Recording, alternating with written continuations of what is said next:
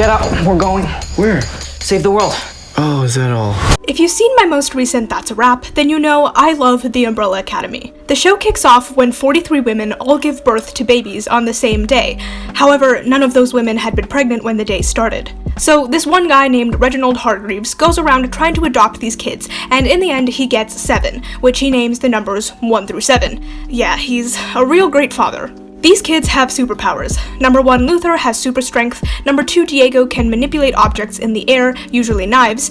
Number 3, Allison can make anyone do anything she wants just by saying, "I heard a rumor." Number 4, Klaus can talk to the dead. Number 5, who has no other name, can travel through space and time and actually gets lost in time. Number 6, Ben, who is deceased when the show takes place, had tentacly things coming out of his chest and stomach. And number 7, Vanya believes she is completely ordinary, but later finds out she can convert sound into energy. So good old Father Hargreaves makes these kids into the Umbrella Academy, only he emotionally abuses and manipulates them, and he physically endangers them by making them fight crime as kids. So now they're all emotionally stunted adults with severe issues with each other and even worse daddy issues. However, when 5 suddenly time travels back to the present and brings news that the world is going to end in 6 days, everyone has to pull their shared 2 brain cells together to figure out how to stop it, while also refraining from killing each other. This show has basically everything I love. A highly dysfunctional family, superpowers that are pretty cool and inventive, and a race against the clock in which said highly dysfunctional family with cool and inventive superpowers need to stop a cataclysmic world-ending event. On top of that, it dabbles in time travel, and by dabble, I mean it absolutely submerges itself in it.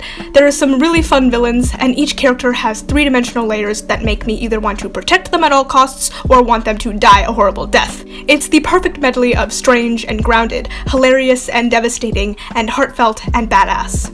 Season 2 dropped recently, and I ate it up in like 2 days. This season takes place in the 60s, after the family has traveled back in time to escape the apocalypse from season 1. Only problem is that the apocalypse followed them, and now they've got to figure out how to stop it again. For the most part, I really enjoyed this season. It was definitely a step up from season 1. There were more characters, more plot lines, and even higher stakes, and seeing as the first season had a literal apocalypse as the stakes, that's definitely saying something. I did have my issues with it. Sometimes the plot could get a bit convoluted, I had trouble following some storylines, but overall, those aren't huge problems. However, I did have one big issue. Okay, well, it's less of an issue than it is a dilemma. It's something I both absolutely love, but also am very iffy about. I wanted to talk about it in my That's a Wrap video, but that video was getting way too long. Seriously, I had 26 minutes of voiceover, and I knew my phone and its lack of storage would actually flip me off for thinking I could export that. So that's what this video is. I guess this is less of a video essay and more of a video where I both rave and complain about the Umbrella Academy for X number of minutes because I just need to express my feelings. So if you're cool with that, venture on. But this is your official spoiler alert. I will be talking about major plot points in both seasons of the Umbrella Academy, so if you haven't seen it, pause now, go watch it because it's great, then come back and discuss with me.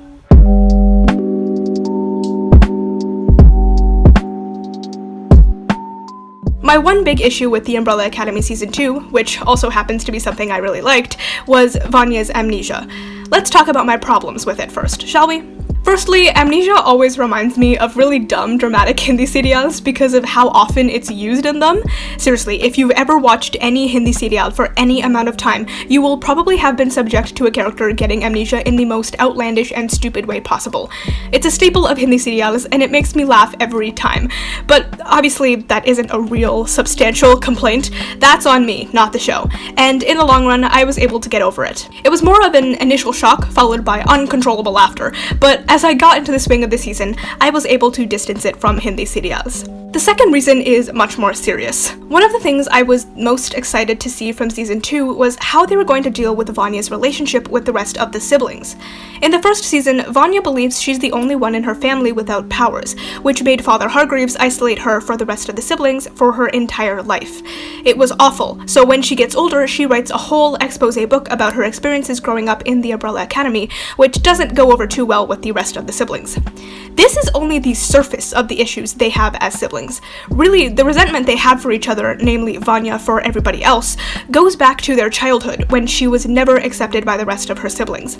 Of course, it's not entirely their fault, seeing as they were kids, only regurgitating whatever Father Hargreaves fed them and acting on his wishes. But we also have to remember that Vanya too was a kid, so she's gonna put the blame on those who directly acted in that isolating way towards her, aka her siblings, and she's gonna carry that through to her adulthood.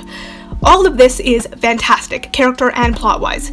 It sets up a very real, seemingly insurmountable inner and outer conflict.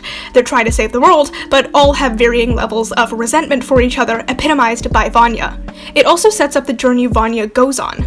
She meets Leonard, who's actually murderous and hates the Umbrella Academy because he was born on the same day as the rest of the kids, but normally at the end of a 9-month pregnancy. Throw in a dead mom, an abusive father whom he kills as a kid, and the embarrassment of wanting to join the Umbrella Academy but being publicly rejected by Father Hargreaves, and yeah, he's not the best dude. So when he takes interest in Vanya and helps her realize her true powers, it's less because he's genuinely into her and more so that he can take down the Umbrella Academy from the inside out using Vanya. But in Vanya's perspective, she's finally found someone who loves her and believes in her fully, who thinks she's genuinely great, which is something that has never happened to her before. So when Allison starts to get suspicious of Leonard, of course Vanya doesn't believe her, because to her, this is her sibling once again trying to undermine her. It all comes to a head when Vanya learns Allison rumored her to forget she had powers. Vanya accidentally almost kills Allison. Luther traps her in the same soundproof box Father Hargreaves put her in as a child, which is enabled, albeit a little reluctantly, but still enabled by the other siblings. And she eventually busts out, loses all control, and sends a devastating blast of energy into the moon, which then hits the Earth and sets up the apocalypse, which the siblings all avoid by having Five bring them all back in time. Wow, it's a lot! That is where we leave season 1. The tension and stakes between the siblings have never been higher. Not only does Vanya know exactly how she's been wronged by her siblings, but even more hurt was put onto her after that. And now, she's been sent back in time with the very people she has the worst relationship with right now. That is tension! And the stakes if they don't heal the relationship is the literal end of the world, which they know Vanya caused because of all the pain her siblings put her through. So it's imperative to fix that relationship with Vanya, not only to heal their family and save Vanya from herself, but also to make sure the entire world doesn't die because of daddy issues and family drama. That could have been a brilliant premise for season 2. While the first season of the show was based around bringing this estranged family back together reluctantly to stop the apocalypse, aka stop Vanya, the second season could have been based around healing the relationship between the siblings and Vanya. I was so interested in seeing the dynamic between Vanya and the rest of the family, how they would try to make things right between them, and how they would help Vanya get over that resentment and start to truly trust and love them, which would in turn stop the apocalypse that Vanya caused. That would have been some insane character development from every sibling, and as someone who adores character-driven stories, I would have loved to see that. And that's not to say we couldn't have gotten the other fun stuff from this season. We could have definitely still had the siblings scattered throughout time in Texas, all living their own lives until Fives shows up. Allison still could have been involved in the civil rights movement and married to Ray, the sweetest man in the world. Seriously, I would marry Ray in a heartbeat. Klaus still could have started a cult and tried to save Dave from the military. Ben still could have discovered he could possess other people. Luther still could have been a sad, whiny fighter baby involved with that mafia boss, and Diego still could have been put into an asylum for raving about how JFK was going to be assassinated. Heck, Vanya still could have embraced her inner bisexual cottagecore aesthetic and lived with Sissy and Harlan, as long as she still knew who she was and carried the trauma from her past. We still could have had drama with the Handler and the Commission, we still could have had the Swedes, we still could have had the mystery surrounding Father Hargreaves, the Majestic 12, and JFK's assassination. Even the other character development aspects like Diego's hero complex, Klaus running from his problems, Allison's dislike of using her powers, Ben's fear of moving on, we still could have had all of that. We still could have had almost everything from this season. Yes, it would have been arranged differently, and they would have played different roles, but they could have existed. The story of everyone coming back together to heal their relationship with one another, and most importantly fix their relationship with Vanya, could have been a perfect backdrop for all that character development, the JFK/Apocalypse plot, and the crazier subplots. But instead, Vanya gets amnesia.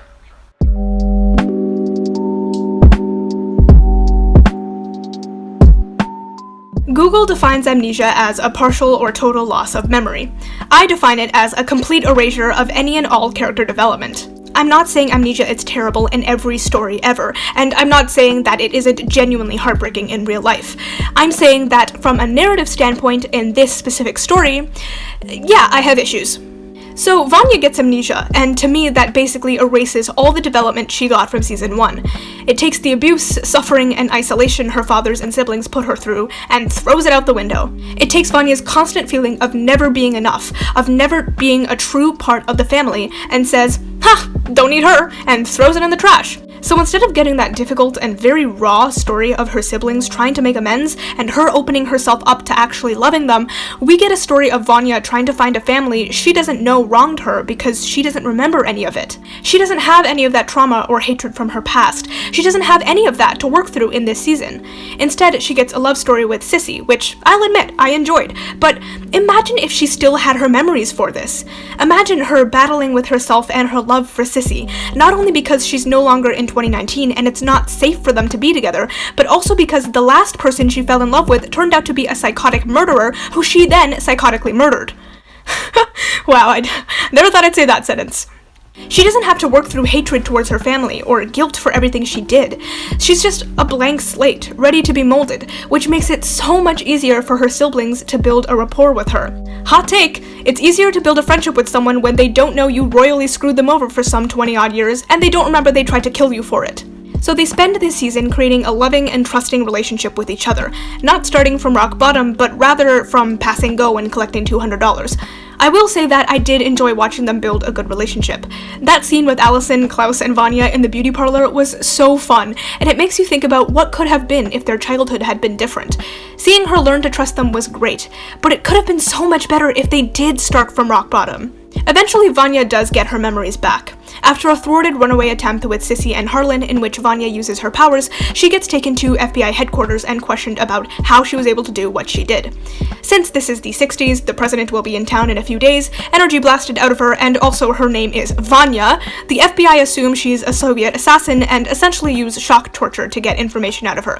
Yeah, that was a bad idea, as the shocks send her into this bubble in which she can't control the devastating power coming out of her on the outside.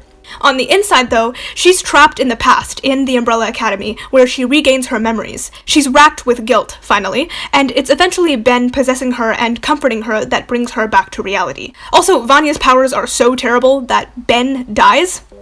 Again? As if Ben didn't already deserve better? Can you hug me as I go? It's been a long time.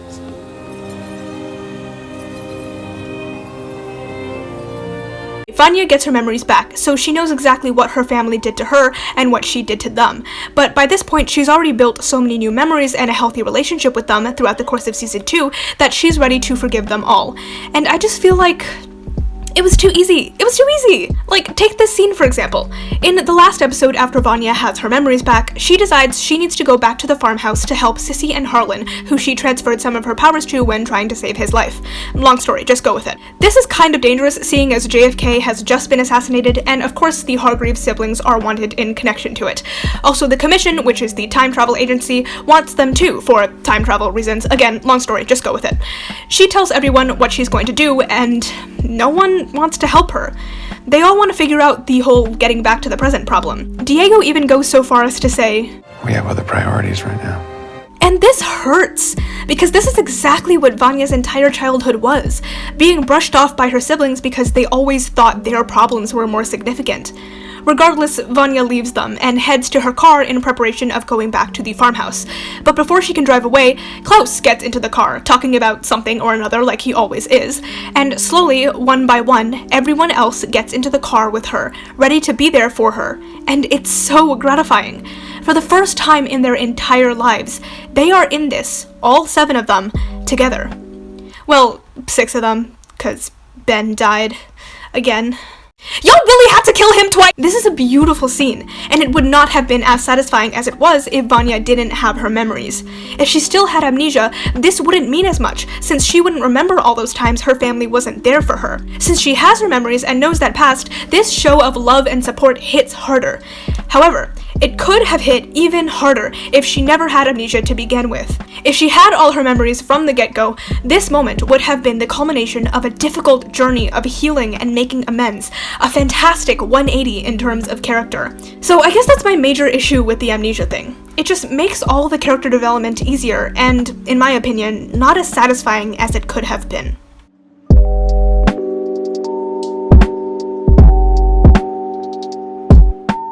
So I just spent a whole while complaining about the whole amnesia thing, and I stand by all of that. But on the other hand, I love Amnesia Vanya. She is adorable. She is so carefree and happy-go-lucky and just a little bit lost. Like, she's just trying to keep up with all the information being thrown at her. She's lighthearted and more confident in herself and more at peace. I think Ellen Page did a really good job with Vanya this season. She really brought this almost childlike wonder to her while also balancing the more serious moments in her story, like her relationship with Sissy and Harlan. I mean, look at her at the dinner with Hargreaves. It's fine.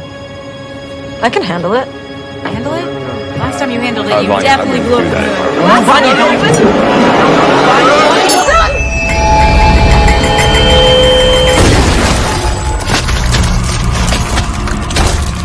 no. Oops. You cannot watch that and not have a smile on your face. She is so sweet and devious. She really embodies younger sibling energy, and I know they're all born on the same day, but she is number 7, so her youngest sibling energy is strong here. But aside from her being unbelievably precious on a level to rival Ben, who she killed, by the way, having amnesia and not remembering the trauma that comes with her powers helps her control them better.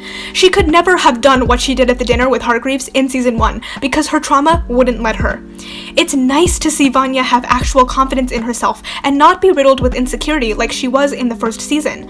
Season 1 Vanya was meek, unsure, unloved.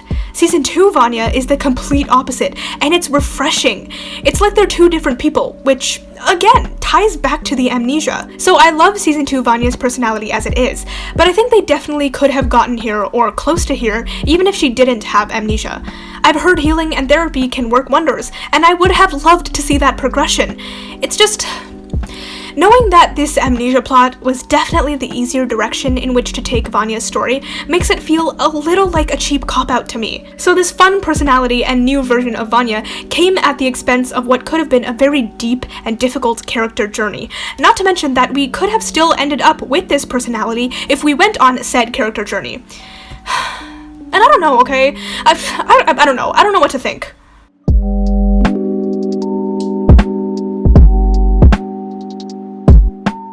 In the end, I love The Umbrella Academy. I think it's a top-notch show, and it does a lot of things right. Maybe the amnesia thing was part of the comic, and they wanted to stay true to the source material. I don't know, I haven't read them, but if that's the case, then I respect that. As a reader, I understand the importance of doing a source material justice, okay? No one wants angry fans of the original ramming themselves down your throat because you cut the line, "I'm the daddy here," or something to that effect. So, amnesia plot point or not, I still really loved this season. It expanded the world, gave the characters more development, introduced some fun new obstacles, and confirmed that number 5 is indeed a self-proclaimed daddy. I just had thoughts. I felt like there was a missed opportunity, and I'm a pretentious asshole with a tiny YouTube channel, so here's this video. Is writing a multi-season TV show a difficult task to undertake? Absolutely. Is it difficult to adapt a property for television? Hell yeah. Is it impossible to please everyone and do everything fans want you to do? Of course. Am I impressed that they managed to write a second season that I still wholly enjoyed, even with an amnesia plot? 100%. I'm just annoying and nitpicky, so thanks for putting up with that. I wonder who's gonna be daddy in the next season. Can't wait to find out.